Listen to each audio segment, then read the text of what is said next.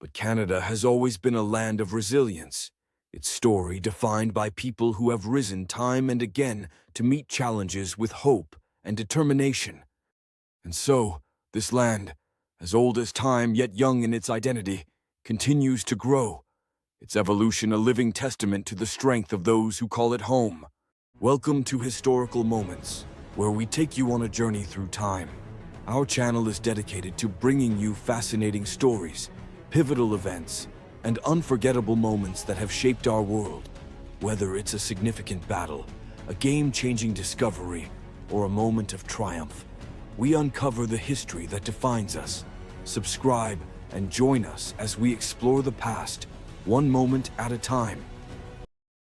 Beneath the sprawling skies of North America, where jagged mountain peaks give way to endless prairies and ancient forests whisper alongside glistening coastlines, lies the land that would one day be called Canada. To understand Canada's evolution is to understand the timeless pull of its landscape, the enduring strength of its peoples, and the trials and triumphs that shaped its journey into modernity.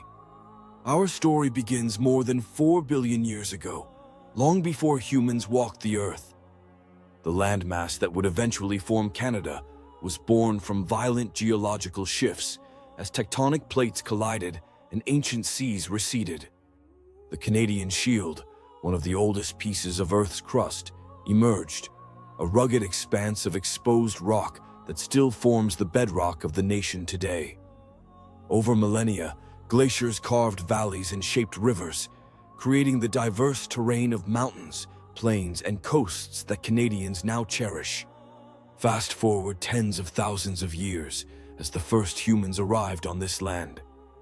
Indigenous peoples, the original stewards of what we now know as Canada, crossed ice bridges and ancient migration routes to settle in an untamed wilderness. They established complex societies, profoundly connected to the earth.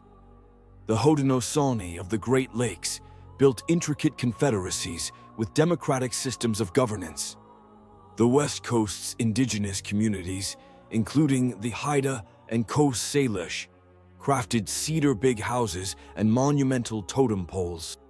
The Cree, Inuit, and Den peoples of the North adapted to some of the most unforgiving climates on Earth, thriving amidst snow and ice with ingenious survival techniques.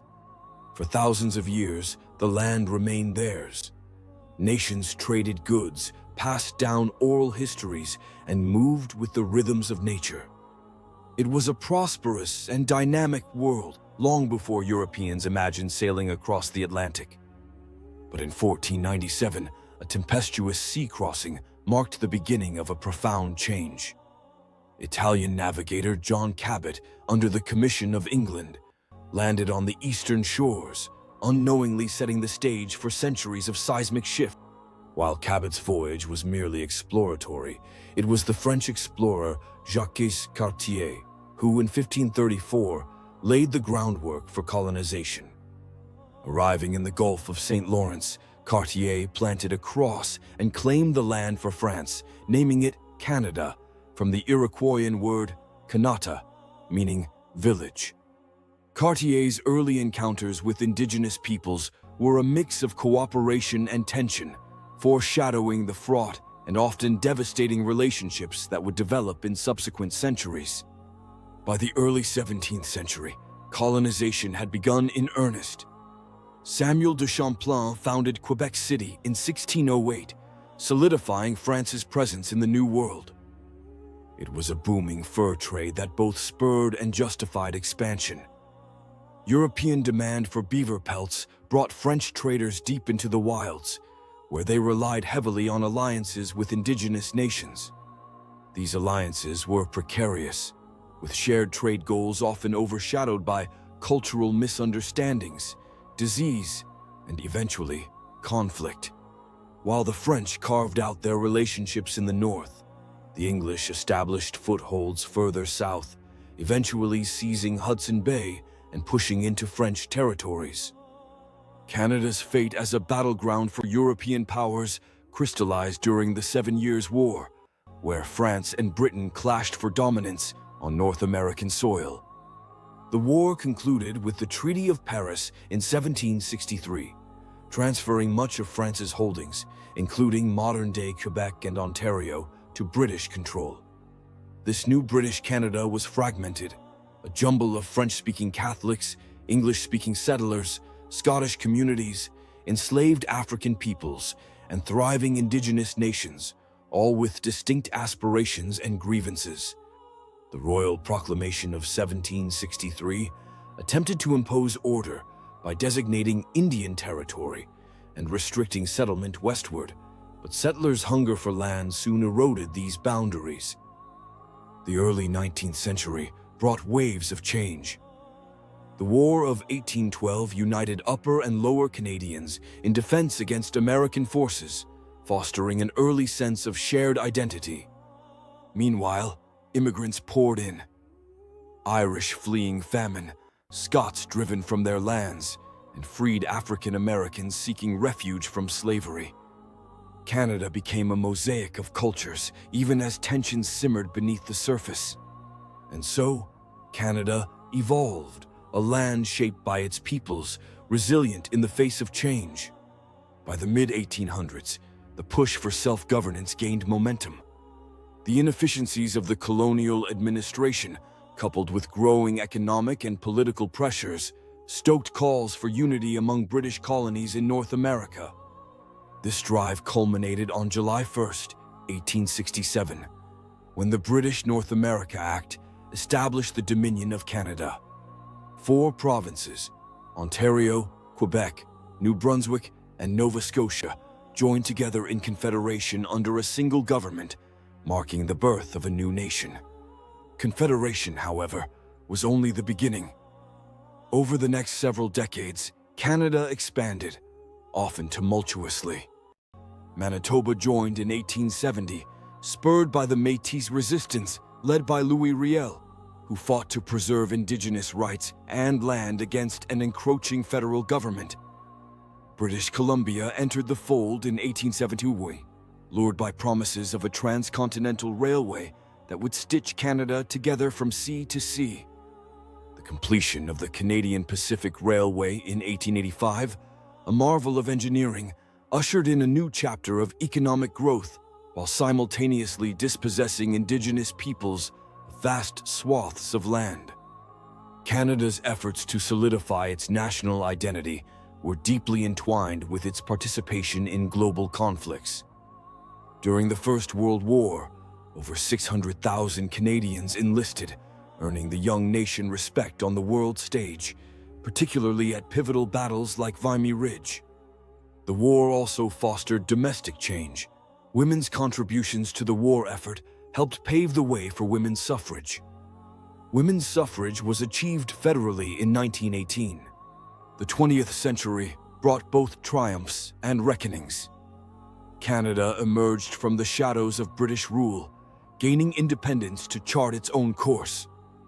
First with the Statute of Westminster in 1931, and later with full patriation of its constitution in 1982 under Prime Minister Pierre Trudeau. Social progress flourished, with the introduction of Medicare in the 1960s and the protection of minority rights, including Indigenous rights, enshrined in the Charter of Rights and Freedoms. Yet, Canada's past also demanded accountability. Residential schools, a dark stain on the nation's history, forcibly removed Indigenous children from their families, replacing their languages and cultures with systemic abuse. Only recently has Canada undertaken the long and painful process of reconciliation, acknowledging this legacy and working toward justice for Indigenous communities. Today, Canada thrives as one of the world's most diverse nations, a tapestry woven from dozens of cultures, languages, and faiths. From the French-speaking heartland of Quebec to the vibrant immigrant communities of Toronto and Vancouver, Canada reflects the strength found in embracing difference. Its natural beauty remains a defining feature, with national parks and protected lands serving as a tribute to its ancient roots. As Canada looks to the future, its evolution is far from complete. Climate change, reconciliation, and questions of unity as seen in movements like Quebec's independence and the calls for Indigenous sovereignty, continue to shape its path. But Canada has always been a land of resilience, its story defined by people who have risen time and again to meet challenges with hope and determination. And so, this land, as old as time yet young in its identity, continues to grow, its evolution a living testament to the strength of those who call it home.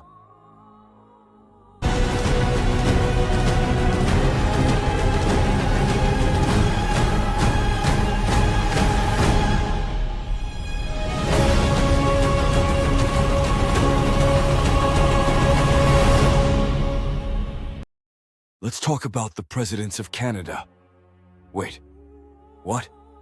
Presidents of Canada? If you just did a double take or started to question your high school geography teacher, don't worry, you're not alone. President of Canada is actually one of the most commonly mistaken titles for a position that doesn't exist.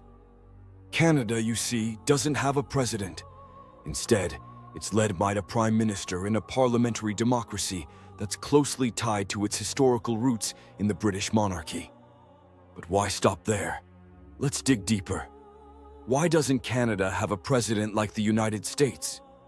Who does lead Canada, and how have the men and women in those roles shaped this sprawling, diverse nation of maple leaves, hockey pucks, and Tim Hortons coffee?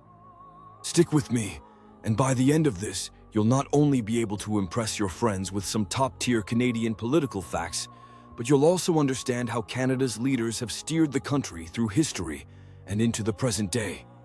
First, let's get the basics straight. No, Canada doesn't have a president. Canada operates under what's called a constitutional monarchy. This means its head of state is technically the King or Queen of the United Kingdom, currently King Charles III. Don't worry, he isn't running the country on a day-to-day basis from Buckingham Palace.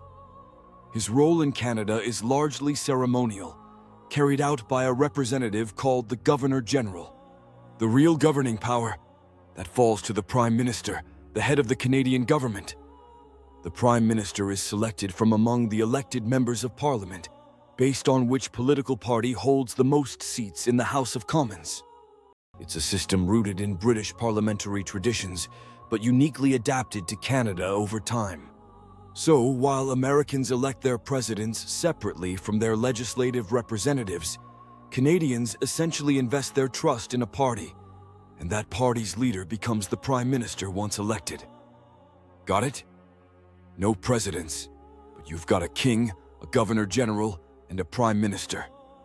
And while that might sound complicated on the surface, it's been at the heart of Canada's political stability and evolution for more than 150 years.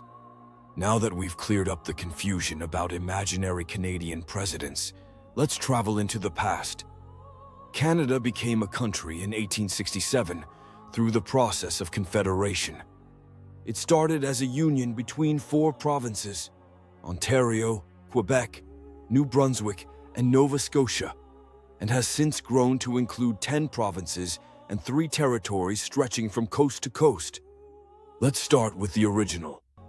Sir John A. Macdonald, Canada's first Prime Minister. Often called one of the fathers of Confederation, Macdonald was instrumental in creating the Canada we know today. Not only did he spearhead the negotiations that led to Confederation in 1867, but he also championed the construction of the Canadian Pacific Railway, a project that connected the country from east to west and solidified its unity. However, Macdonald's legacy is complicated. While his achievements are undeniable, he was also a key architect of Canada's residential school system, a policy that inflicted immeasurable harm on Indigenous communities, a legacy Canada continues to reckon with today. Macdonald's story is a reminder that leadership can leave behind both achievements and scars, shaping a nation for better or worse. Skipping ahead a few decades, we meet Wilfrid Laurier, Canada's first Francophone Prime Minister. Laurier served from 1896 to 1911, one of the longest tenures of any leader. Known for his silver-tongued oratory skills, Laurier focused on bridging the divide between English and French Canada. He once famously said, "Canada is free, and freedom is its nationality." But Laurier didn't just give speeches. He oversaw massive immigration to Canada's western provinces, envisioning a vast, prosperous country built on the contributions of settlers. His vision set the tone for economic growth, though it wasn't without its challenges, particularly for Indigenous peoples whose lands were encroached upon by these new arrivals. Enter William Lyon Mackenzie King. Love him or hate him, Mackenzie King is Canada's longest-serving Prime Minister, holding office for an incredible 22 years between 1921 and 1948. Under his leadership, Canada navigated some of its most turbulent times, including the Great Depression and World War II. Mackenzie King was a bit of an enigma, deeply pragmatic, yet incredibly eccentric. He regularly consulted with spiritual mediums, claiming to speak with his deceased dog and mother. His ability to adapt to the political climate was unmatched. During World War II, he carefully balanced Canada's military contributions with domestic concerns, introducing policies like conscription, though not without divisive controversy. Fast forward to the 1960s, and we meet Lester B. Pearson, who can only be described as one of Canada's most beloved leaders. Pearson wasn't just a prime minister, he was an international diplomatic phenomenon.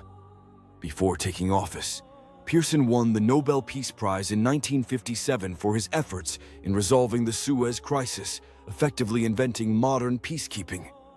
As Prime Minister, Pearson's accomplishments were groundbreaking. He introduced universal healthcare, modernized immigration policies, and even gave Canada its now iconic maple leaf flag. Under Pearson, Canada solidified its reputation as a progressive, peace-loving nation. The 20th century saw Canada evolve in ways its early leaders couldn't have imagined. From Pierre Elliott Trudeau, who championed a Canadian identity free from British ties, to Kim Campbell, the first, and so far only, female Prime Minister, Canada's leaders have come from increasingly diverse backgrounds, reflecting the nation itself. One key example is Justin Trudeau, Pierre's son and Canada's current Prime Minister. Trudeau has become a global figure, known for his progressive policies on climate change, immigration, and Indigenous reconciliation. But his tenure hasn't been without controversy, with critics arguing that his actions sometimes fall short of his promises. So what can we take away from all this? Canada's lack of a president isn't a deficiency. It's a feature of a system that prioritizes collaboration, parliamentary accountability, and a balance between its British roots and uniquely Canadian innovations. From McDonald's railroads to Pearson's peacekeeping to the multicultural ideals of today, Canada's leaders have had a profound impact on the nation's course. And while there's no President of Canada on the world stage, you can rest assured that this country is led by individuals who reflect the hopes, challenges, and complexities of its people. Political titles aside, these leaders, flawed, visionary, and human, continue to shape Canada's story, a story that's far from finished. Thank you for watching Historical Moments. We hope you enjoyed this trip through history. If you liked the video, don't forget to like, share, and subscribe for more incredible stories from the past. Until next time, keep exploring the moments that changed history.